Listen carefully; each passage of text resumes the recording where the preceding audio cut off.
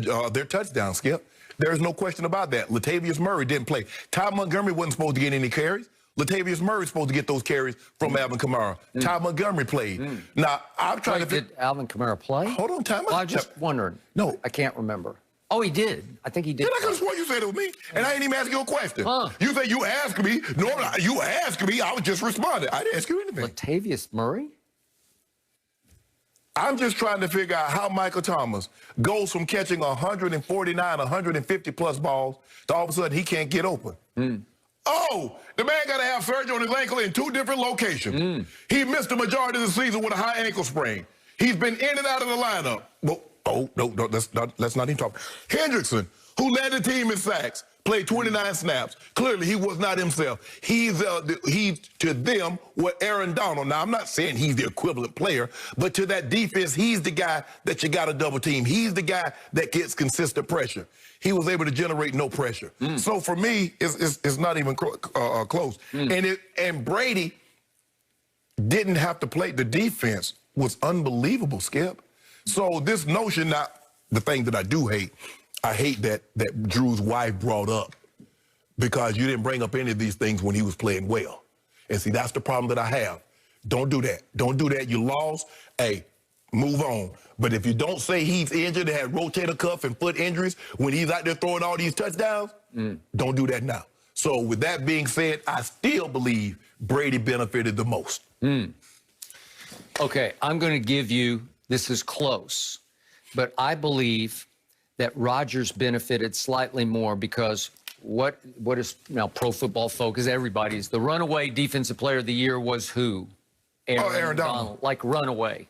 Greatest, a lot of people are going, Troy Aikman went all the way to greatest ever. Greatest defensive player ever. I'm not going there, Skip. Okay, so I made the mistake of listening to Aaron Donald the week before last Sunday's game, and he had banged up ribs, and he said, I feel fine, I'm going to be just fine, I will play. And he did play. But not to the level you used to see. 55% of the snaps. He usually plays 85% of the snaps, and he was given the right to take himself out of the game, and he took himself out of 30% of the snaps. That wasn't a coaching decision. That was Aaron Donald's decision. Okay. In the game, he registered a grand total of 1 assisted tackle. No solo tackles, no tackles for losses, 1 assisted tackle, and they gave him 1 quote-unquote pressure, in which he reached out and grabbed a handful as he ran past Aaron Rodgers' jersey, grabbed a handful, and Aaron just scooted right out from under it and threw it 33 yards to Robert Tonyan for a big completion in the game. So that quote-unquote pressure didn't seem to bother Aaron Rodgers a bit. So as I told you yesterday and the day before, I had 99 problems in that game because number 99 was nowhere to be seen. And Aaron Rodgers' first quote after the game was, I was barely touched. Right. Well, not only was there no Aaron Donald in the game, but the spirit of the line was lost because they sort of go as he goes. He sets the tone. And clearly, even without Bakhtiari, the best left tackle in football, the best pass blocker in football, they just handled the line all day long, the Rams line, and there are others who can rush the passer, obviously. You forgot about Brockers and Joseph Day and Leonard Floyd. And they were nowhere to be found. And it seemed like they couldn't feed off any momentum that usually gets started by Aaron Donald. It always starts with Aaron Donald and finishes with other sacks. And guess what, Skip?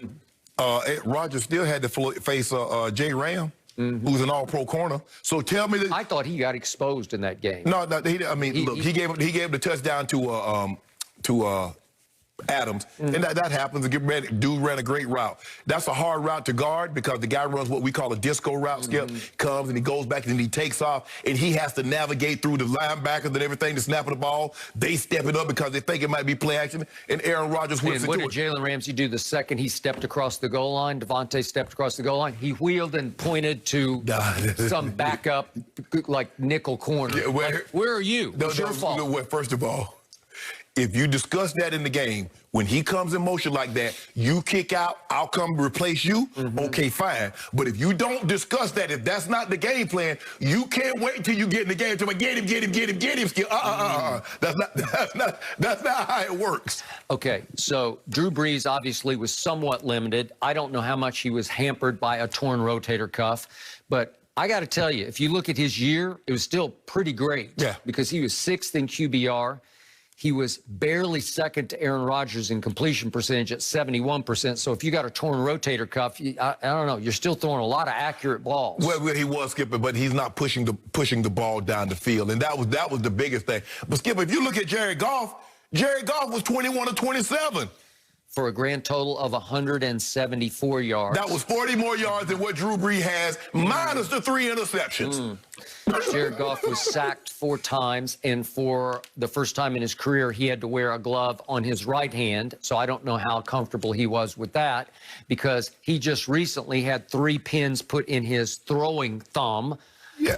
And that's pretty hard to do. I thought Drew Brees was throwing what a catcher's meant. Did you see those interceptions that he threw? Yep. Okay. Well, we could attribute a lot of that to the Tampa Bay defense. Oh, right? but you don't want to attribute anything to the Green Bay's defense. So what did we see at the end of the year from the Rams quarterback situation? We saw somebody named John Walford look pretty good against Arizona. He went 22 of 38 for 231, but he ran it 6 times for 56 yards. So he can run it a little bit, and he is more of a threat in that department than Jared Goff. And then what happened against Seattle in the first playoff game? He's 3 for 6, and he gets banged in the head, and his concussion is so bad, he has to miss the Green Bay game. Yeah. So unlike what we think is about to happen with Patrick Mahomes, it sounds like John Walford could not get through the protocol to get to the next playoff game. Even though being said, Skip, Aaron Rodgers had to play really, really well. He had to execute at a high level. Because the Rams, even though you say all these injuries, they were still right there in the ball game till about 5 minutes and 13 seconds until Aaron Rodgers hit Lazard for that long touchdown that really broke the game open. So for all this about they were so bad, they were right there in the ball game until the very end. Well, maybe that says something about how vulnerable Green Bay actually is, because they beat a grand total of 2 teams with a winning record. So you'll only beat one.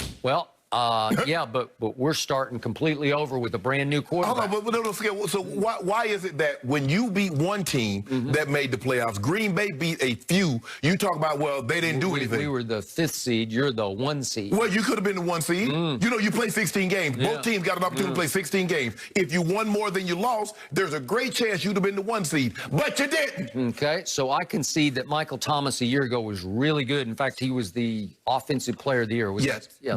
Yeah, last year's offensive player of the year. Yes. And I will concede that he was thrown 4 balls on Sunday and caught none of them, and it could be in large part because he needed ankle surgery. Well, okay? Skip, you know what? Let me tell you something. I'm one of the foremost authorities on ankle. Because for the better part of 2.5 years, I shot my ankles up every single Sunday and played. Okay. It's like you're running on hot nails. Okay. It's hard to get open. But nobody wants to hear about that. The fans didn't know.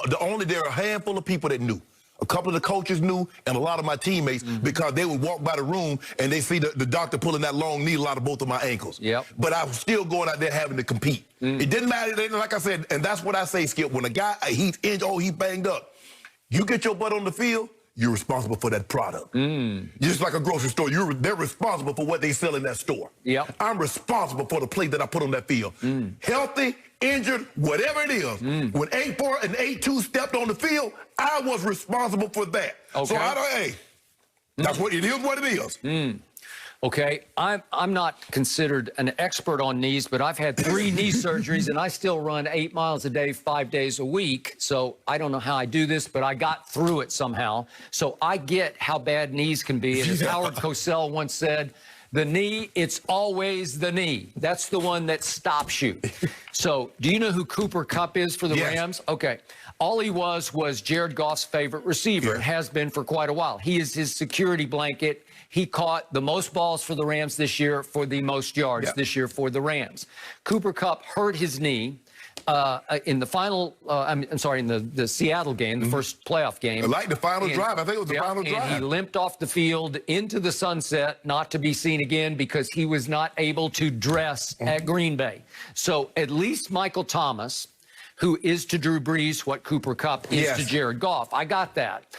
And I'm not saying that Cooper Kupp is better than Michael Thomas. I just think in Jared Goff's head that he trusts Cooper Kupp as much as Drew Brees trusts and leans on Michael Thomas. So if you take Cooper Kupp completely out of the game, he didn't even dress for the game. At least Michael Thomas could be a decoy in the game. But that, basically that's what he was, and he ended up getting picked, Skip. And the report says the only reason that Michael Thomas played because he thought this was Drew's last time, and he wanted to go out there with him and possibly help him get a championship. Okay. That's the only reason that he played. Okay, but again, Cooper Kupp didn't even dress. So how do you think that worked on Jared Goff's head? Well, he already knew Jared Goff wasn't slow anyway. Okay, all right. So did you hear what the coach said? Huh? The coach don't seem too excited. Like, we evaluating all the players. How you evaluate a man, Skip? You just gave